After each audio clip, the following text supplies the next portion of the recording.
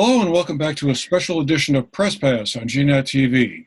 I'm Andrew McKeever, the news director at GNAT-TV's News Project, and it's a pleasure to have you with us today on Friday, July 31st. It's also a great pleasure to welcome to our program today Karen Howe, who is the Artificial Intelligence Senior Reporter for the MIT Technology Review. She covers the ethics and the social impact of the technology, as well as its applications for social good. And she also writes the AI newsletter, The Algorithm, which examines the field's latest news and research. Karen, a great pleasure to have you with us today. Thank you so much for making the time available for the conversation. Thank you so much for having me, Andrew. Normally, as many of our viewers know, we have a couple of local journalists on to discuss some of the latest headline stories that are occurring here in our corner of Vermont and engage in a bit of analysis. But the opportunity to have you on our program today really takes us into a different direction, which will be kind of fun to explore this exciting new field. I guess just to get us going, though, tell us a little bit about the MIT Technology Review and how you cover this area. It must be a fascinating feat, as we'd say. Absolutely. So MIT Technology Review actually has a pretty long history. It's been around for, I think, over 100 years at this point, and it originally started as the alumni magazine for MIT. So it was meant to kind of keep up with the cutting edge research trends that were happening, both inside and outside of MIT, but have a forum for alumni to engage in the research that was happening around the world. That is no longer the case. It's kind of evolved and branched out into being for alumni and for anyone else, public facing. And in the last few years, it's also evolved into our mission has kind of changed into we want to cover technology to uphold it as a force for good. So it's no longer just about trying to neutrally cover the science that's happening in a lab, but also really trying to tackle what happens when you bring science and technology out of the lab into the real world. How does it help people? How does it harm people? How do we make sure that it helps people more than it harms people? So, in terms of my beat, artificial intelligence, it is not at all something that I intended to fall into. Like, it was a surprise to me as well that I ended up in this area. I actually studied mechanical engineering in undergrad at MIT, and then through kind of a series of reflections on my part about what job I wanted to do, I ultimately ended up falling into this role at Tech Review. And the thing that I love about covering AI is that it's extremely challenging. It's really broad, it's really deep, and it's very fast moving.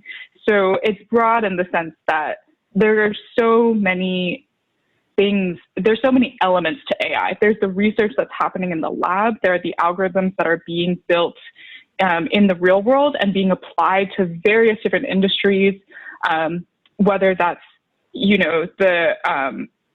the AI that's on your mobile phones or like consumer products, or the AI that is used in criminal justice systems or in government services. It's also just very deep because as at Tech Review, we do have more of a research bent where we do love looking into what's happening in the lab. And there's just so many people working on so many different levels and different types of algorithms, different techniques. And so it just constantly feels a bit like a marathon race where I am, as a non-practitioner, I still need to really have a grounded understanding of the technology and be able to keep up with it so that I have the legitimacy to cover it. So it's just like consuming a fire hose of information and then trying to write about it knowledgeably for people to consume. Well, your stories are great and really fascinating and cover a wide range of areas. I guess I was just wondering, what are you seeing and reporting on that's kind of new and breaking new ground in artificial intelligence these days? It seems like such a fast-moving field that it must be hard to keep up with it all. But are there some new developments, and I'm sure with the COVID-19 pandemic underway. There must be a lot going on with that as well.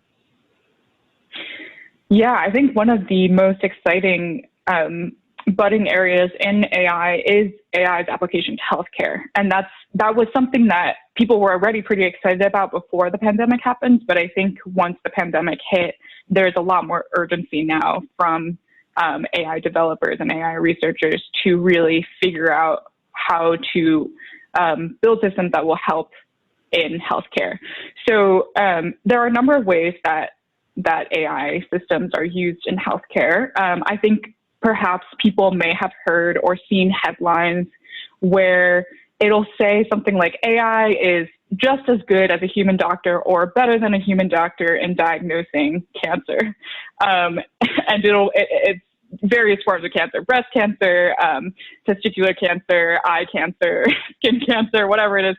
And what's happening there is one of the things that AI is extremely good at least the techniques that we currently have, is it's really, really good at pattern matching. It's really good at seeing millions of images of breast cancer, like a CT scan or something, and then recognizing what the typical patterns are that mean someone has cancer, just like a doctor might learn in medical training, and then be able to use that pattern to look at other CT scans and say, okay, this person probably has cancer. So that's one of the exciting applications. This started becoming particularly, people particularly started pursuing it with more urgency when it came to COVID, because one of the ways that people try to diagnose COVID, obviously we have the tests where people do the nasal swabs that are highly uncomfortable. But in some parts of the world, there's also people who do lung scans to look at whether someone has signs of pneumonia. And again, this is pattern matching. If you have enough lung scans showing the typical signs of COVID, then you can train an AI system to recognize these patterns and then reapply it to new lung scans to see whether or not that person is likely infected. Another area that it's sort of blossoming, but isn't, but that I'm particularly excited about is AI's application to education. So there, again, it's become kind of like a thing that people are pushing forward more now that everyone is schooling remote, and we're trying to find new ways to support kids who are trying to learn from home. And again, there's like tons of different applications where maybe the AI system is learning to grade your homework. So with pattern matching, it's good at solving math problems. So if the AI can just help the kid solve math problems or grade their math homework, then that kind of alleviates the burden for the teacher to then have more personalized one-to-one time with their students, because they're not kind of stuck in the manual monotony of grading these pieces of homework. So yeah, that's kind of like some of the stuff that I've been following. Of course, there's like so much more, but I could talk for probably a week on like all of the different things that are happening right now. I'm sure. One of the areas, and I'm sure you're familiar with this part of it too, is that that has raised some alarm and was discussed a bit at that task force meeting I referenced at the beginning, is the notion that artificial intelligence will automate so many jobs that a lot of people will be thrown out of work and may not, and the jobs that might be created through the technology might not be enough to absorb them, or in any case, there might not be a good match from somebody to go from one job to being something that's much more technical oriented. I guess, what is your sense of that? Is that a realistic concern, or is that just sort of fear mongering that might be going on by people who don't really understand the field? I think it's absolutely a realistic concern. I think the way that is often portrayed is slightly different than what I think the reality will hold. So I think people often are concerned that these AI, I think the narrative is like, AI will get good at my job and then start doing my job, and then I lose my job. I don't actually think that will be the case. Like in healthcare, in education, the AI is not taking over the doctor's job. The AI is not going to take over the teacher's job. AI is powerful in very specific skills, such as pattern matching. It is pretty terrible in other skills that humans demonstrate and that are required for jobs like being a doctor, being a teacher. So in terms of that, AI systems will likely only ever complement these jobs. I think the concern is that as one of the things that I think the future of work holds is as AI becomes a more and more popular solution among businesses to do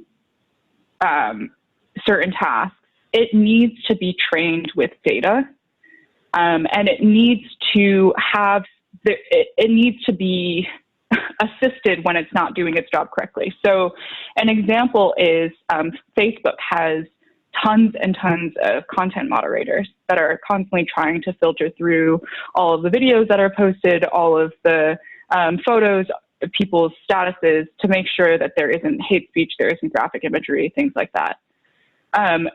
Because of the scale at which they do it, they have to use AI systems.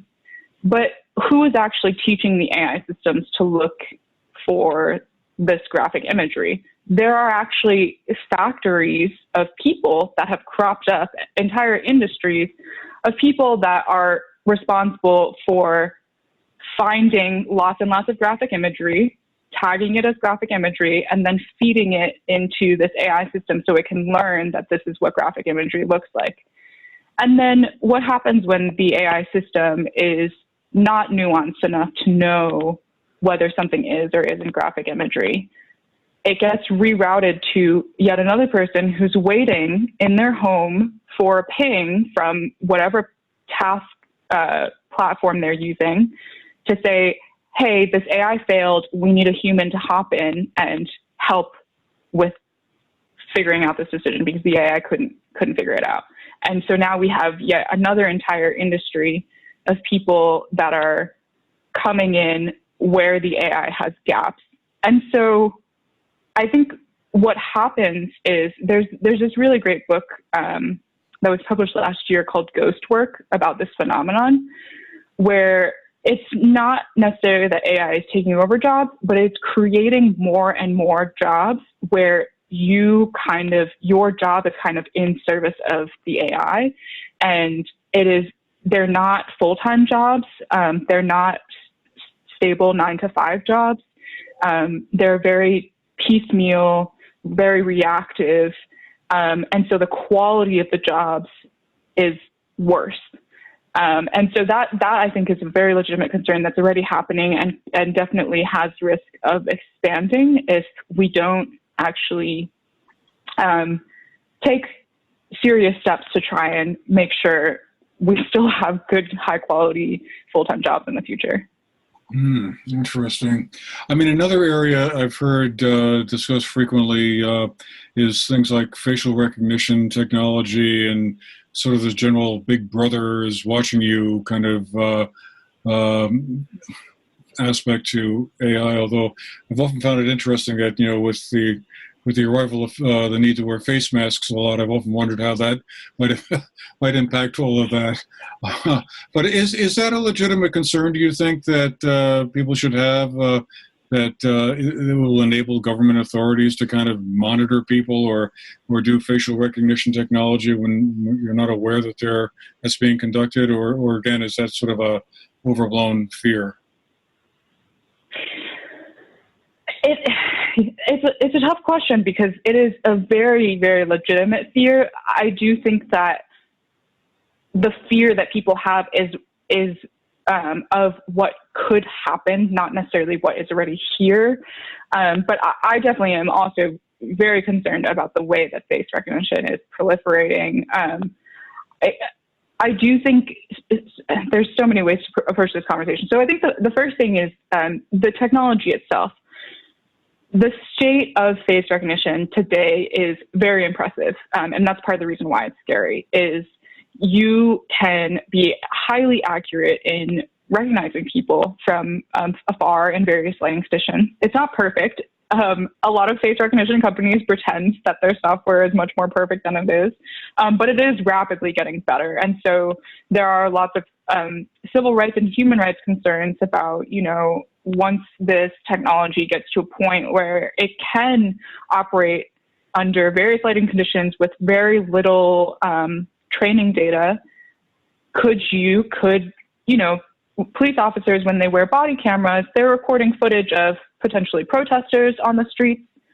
Could someone then take all of that footage and then identify people that are protesting and infringe on freedom of protest? That's a legitimate concern. Or we have so many public cameras that are around. All of those video feeds could be fed into face recognition systems and then track people going to an Alcoholics Anonymous meeting or going to a therapy meeting, and then using that to change their insurance rates or maybe blackmail them. So I think those are legitimate concerns based on the state of the technology. I do also think that there's a global conversation when it comes to face recognition too. Various countries use face recognition with more looseness than others. And so countries like the UK, US, and China, and India, these four countries are actually some of the most advanced in how much they use face recognition in public spaces. And some people worry, if we restrict face recognition in the US, that doesn't necessarily mean that it's going to restrict face recognition abroad. And so I don't think it's overblown, but I guess, again, there's like nuance to these conversations. And I will say that to just end on a bit of a happier note, I think in the US, one thing that's really encouraging is there are a lot of efforts that have been happening to try and ban public use of face recognition. So to protect public spaces as spaces that we can freely move around without fear of being tracked all the time. And so Somerville, which is actually the city that I live in, has banned face recognition. San Francisco has banned face recognition. I think Oakland has also banned face recognition in California. And I think some experts in this space kind of foresee there being eventually a national ban on the government use of face recognition. And in fact, there's a bill that's passing through Congress right now that proposes to ban government use of face recognition so that we can continue to protect citizen privacy in that way. Wow, that's fascinating. I definitely want to give us time to talk about the hopeful aspects of all of this. I don't mean to dwell on the dark side here, but I was intrigued by one article that you published. I think in the AI review, the algorithm there about predictive policing tools. There's a note here about you had. This is a story written by I guess you're a senior editor at the AI. At the MIT Technology Review, Will Douglas Heaven wrote a look at predictive policing algorithms, and what they are, how they're used, and why they need to be dismantled. Walk us through this. I mean, is this where police departments use past data of crimes and where crimes were committed, and profiles of people that they believe committed them to make predictions or give them like a heads up on what neighborhoods to patrol more extensively, or am I completely off base on this? That's exactly right. Yeah. So there is a lot of, I think police departments in the U.S. they all face similar problems where they're struggling with resources. They have a limited amount of personnel. They have a lot of places that they're supposed to be, trying to keep safe. And so a thing that has started happening in the last few years is this idea that maybe we can get algorithms to predict where we should be. Like, how do we allocate our personnel to the neighborhoods that they're most needed in the most efficient way? And that was the initial premise of predictive policing algorithms. So can we predict where crime will happen so that we can only dispatch our police officers there? And then can we predict, there's also algorithms that then seek to try and predict who will commit the crime. So then if they are arrested and they're being held in jail while awaiting trial, they will not be released from jail because we're worried that they might commit another crime. The problem with this, this sounds great in theory. The problem with this in practice is that these algorithms are learning from historical data to predict where and who might commit crimes. And it means that the historical data would need to be extremely accurate in ground truth. But a lot of studies have shown that arrest data, which is ultimately what it's being trained on, it's not crime data, it's arrest data. Arrest data is pretty skewed in that Black people are often arrested at far higher rates than white people for the same crimes. So as in there's a far higher likelihood as a Black person that you will be arrested for doing something that a white person is also doing. The other issue is that there was this study last year that I wrote about where it extensively looked at how police departments keep this data. And there have been a number of police departments, NYPD, New Orleans Police Department, who actually manipulate their data and falsify their data because they're under pressure from the mayor or whoever it is to make their numbers look better. So they will change their arrest records to try and make it look like crime is decreasing or they're doing a better job of catching crime over time. And so all of the bias data and the flawed data gets fed into these algorithms, and then it ends up perpetuating the mistakes from the past. And you end up allocating resources to neighborhoods that are historically marginalized. And then because the police officers are already there, they're going to naturally arrest more people in those neighborhoods. They can't arrest people in neighborhoods that they're not in. And then it kind of creates this vicious cycle, unfortunately, where certain communities end up being over-policed and certain communities are under-policed. And so it doesn't necessarily increase the safety for anyone. Wow. Amazing. Sounds like a Philip K. Dick novel, The Minority Report or something like that. From the 60s or whatever. So, okay, so we've looked at some of the, shall we say, problematic areas of AI, but now let's take a walk through the more hopeful side of it. I mean, it does seem like it offers some amazingly creative possibilities and opportunities to reimagine how work gets done and just create a generally more productive and creative society in general. Are you seeing evidence and signs of that out there, even while we struggle our way through, a once-in-a-century pandemic? Yeah, I think definitely like the AI and healthcare stuff is exciting to me. I spoke to this startup founder at one point who's based in India about the way that he's developing these, as I described, these lung scanning systems to try and detect COVID. It's particularly useful for developing countries who don't necessarily have the nose swab test or the other tests that we have in the U.S. And so that's like a huge thing. It's a huge improvement where you can use these systems to diagnose more people and try and contain the spread of viral disease. Another area that I'm excited about is AI and art.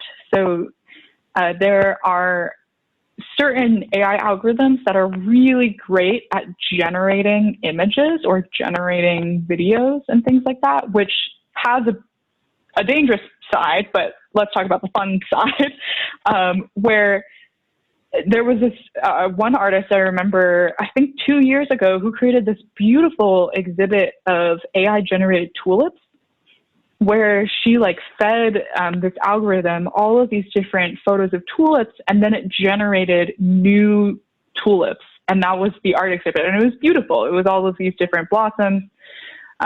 Recently, there's been a lot of talk within the AI community about this particular AI system that is really good at generating English. And so you can feed it a sentence and then it'll generate an essay for you, or it'll generate a novel. And it's fun to see how, some writers are now starting to use it for inspiration, where if they are having a little writer's block, they'll feed in a couple of sentences that they've written, see what the algorithm spits out, and then like pick bits and pieces of it to enhance their writing. So I think there is a lot of opportunity for this kind of creativity. And so I am very excited about the ways that people can adapt to these tools and come up with new art forms and other applications. We have time for like one last question, I think. And you had mentioned Facebook and the other social media operations there earlier in the course of an earlier answer. I guess I just wanted to ask, how do the social media powerhouses like Facebook, Twitter, Instagram, etc., how do they use this technology? I mean, it must be almost central to what they do. You mentioned where they sort of would look for problematic videos or whatever, but is that the extent of it, or are there more applications beyond that? Facebook is, they have a huge AI research operation. Twitter less so, but then of course Facebook owns Instagram, so naturally Instagram also has the same AI resources. But hate speech and problematic content is a huge area, especially because if you think about how many languages Facebook has to handle. Actually, one of the really cool innovations that happened was instead of, in order to police hate speech across so many languages, if you didn't have AI, you would need people who speak all of those different languages. But they developed this AI system that was able to translate things really well into English, from other languages into English, so that they are able to better capture hate speech across various different languages. It's not perfect, but better than not having it at all. That's amazing and fascinating. And I wish we had another half an hour to talk. Karen, I want to thank you so much for taking the time to be with us today. And for those of you who, after listening to this, think that you absolutely have to get a copy of the magazine, you can do that. You can get the old-fashioned print version like I do, or you can go online and get the digital version, I believe. It's technologyreview.com. Okay. To our audience, thank you for being with us as well. I hope you've enjoyed this special edition of our Press Pass show with Karen Howe, the senior reporter for the MIT Technology Review. Hope you all have a great day, and stay safe out there.